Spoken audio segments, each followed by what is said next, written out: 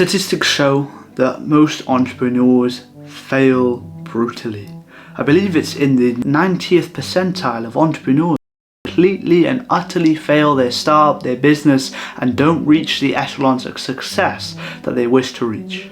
And in this video, I'm going to be breaking down the reasons they fail in terms of productivity, because that's what I know best, to hopefully show you the minefield that is productive entrepreneurship and give you the solutions that you need to succeed productively. Let's get into it.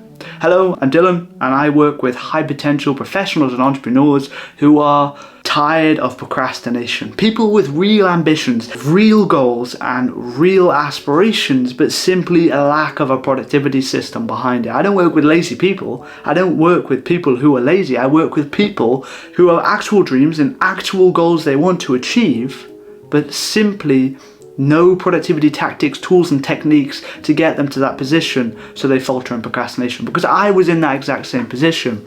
I had over 5,000 hours or 210 days straight wasted on Call of Duty and other such video games. I was the person to procrastinate. I was one of them.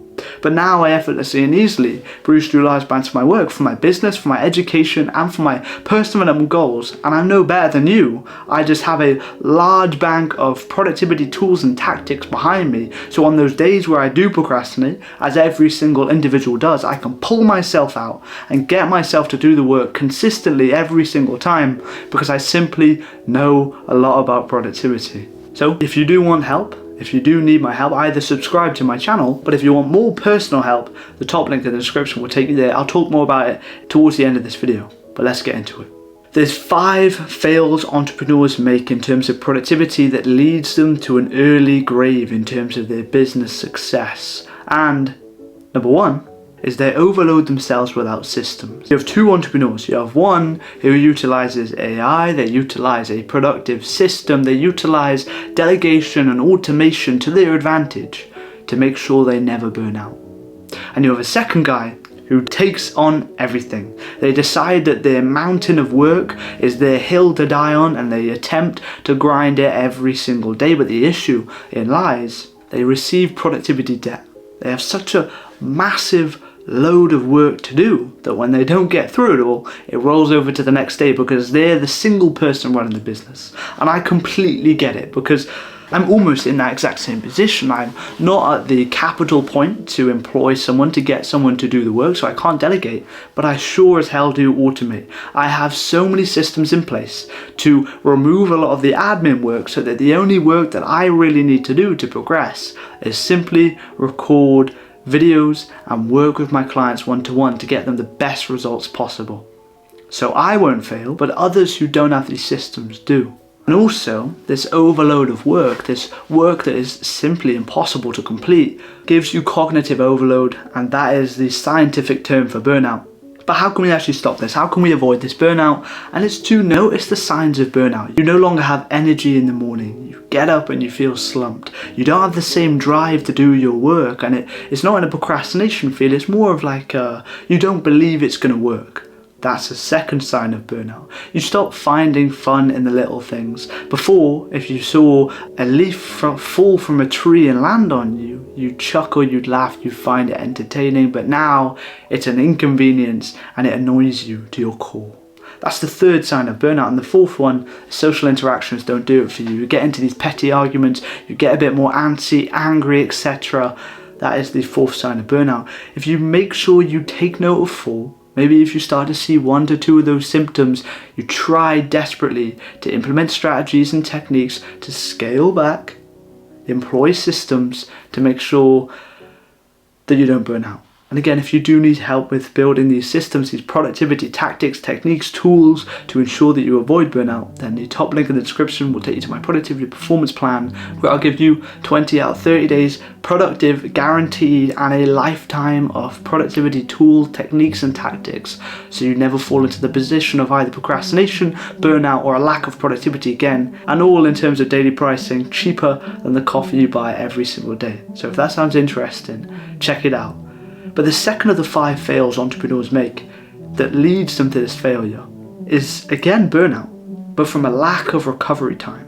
And although similar to the first point, that's why they're paired together, This burnout is more scientific. So the brain works in ultradian cycles, 90-minute blocks of time with 20 minutes of rest in between. So you work super hard, you're in the flow, you're grinding for an hour and a half, then you have to pause, wait 20 minutes, and then go into the second phase, the second ultradian cycle, to ensure you're maximally productive. Because if you try and grind through 90 minutes, then 1 hour 30, and you go to 2 hours, 2 hours 30 without this break, you cognitively overload yourself, because your brain, and the ultradian cycle of the brain, is a limit. And as with most things in life, when you break through that limit, you get punishment, consequences, and difficulty.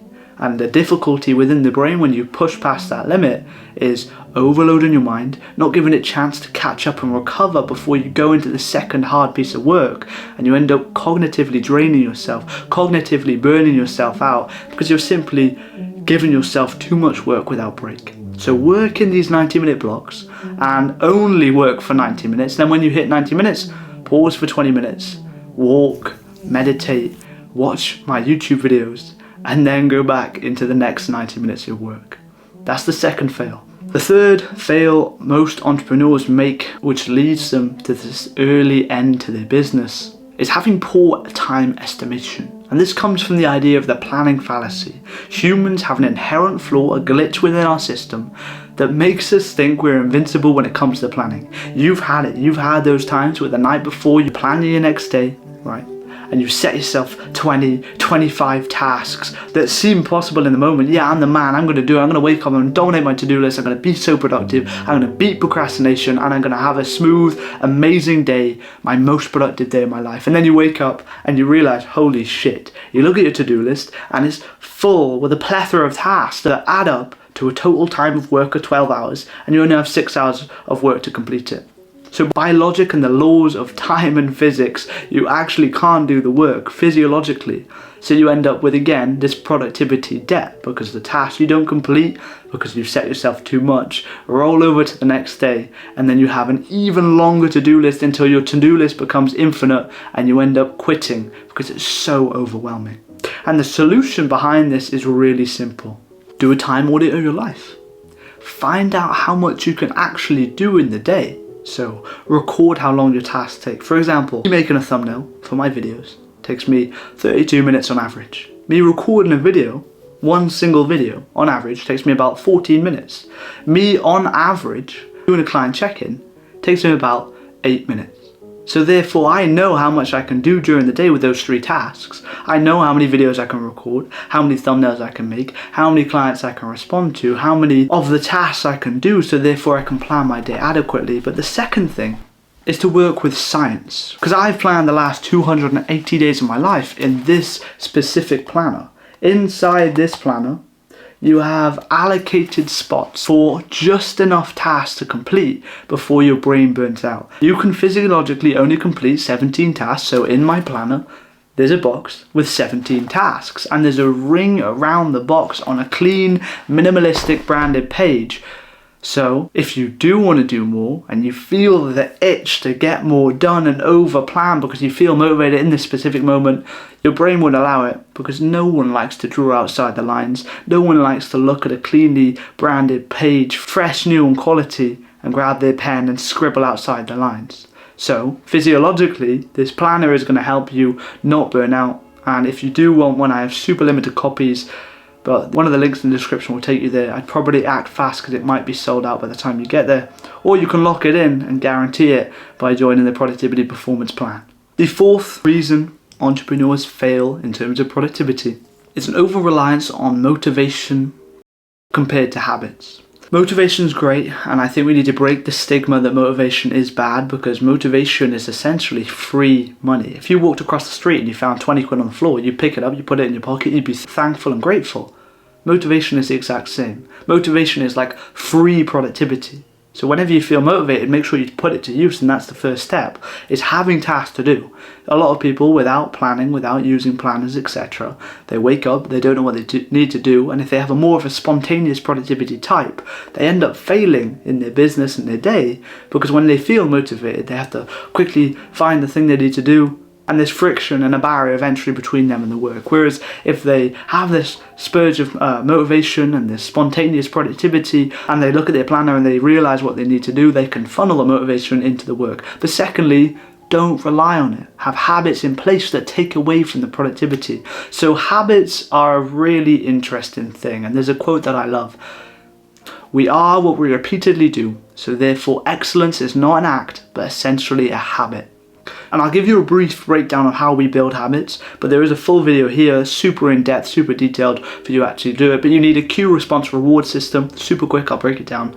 For example, the gym. You go to the gym, you look at your planner, you realize you have to go to the gym, right? That's the cue. The response, you go to the gym, you force yourself to go, whether you're feeling motivated or not. You break it down to simple 1 steps.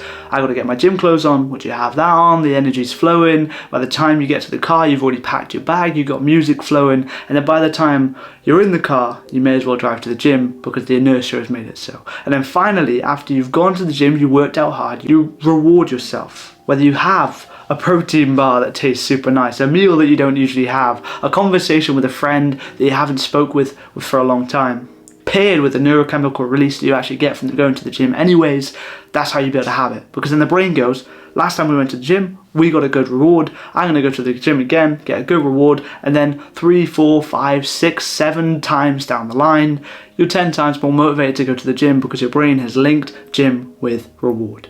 Don't rely on motivation, use habits. And the final failed entrepreneurs end up falling into, which leads them to this early end to their business, is constantly task switching. And this may seem small for the final one on this list, but it's simply something that, if not fixed, will lead you down this rabbit hole of failure. Because inside your brain, you have something called attention residue. So if I'm recording this video and I'm speaking super good, confidently, compendiously, getting through the video good, doesn't make sense for me to go from recording this video to writing an essay, writing a business plan, doing some analytical work completely separate to the recording of this video. Because the cognitive resources, the parts of my brain that are making me speak good and speak clear and speak effectively are active right now when I'm recording this video. So as they're active right now, if I were to go and quickly write an essay, it simply wouldn't work. The essay would be awful because my cognitive resources are all focused on speaking. So the first actionable step is to batch your work. So I'm going to record 2 more videos after this because I'm already in the flow of speaking. I've got things inside my brain active that are making me speak this good. And secondly, statistics show it takes 25 minutes to break this attention residue and clear out this metabolic cognition for speaking, for example, before I go into the essay writing. So simply, after you're done on one specific task, wait 25 minutes, then do the next. And that's it. That was 5 fails entrepreneurs fall into to lead to an early end to their aspirations in business in terms of productivity. And I hope it helped you. I hope there's something you can avoid, something you can implement so you don't fall to this early failure like many do. I hope you found this valuable. Subscribe. Thank you.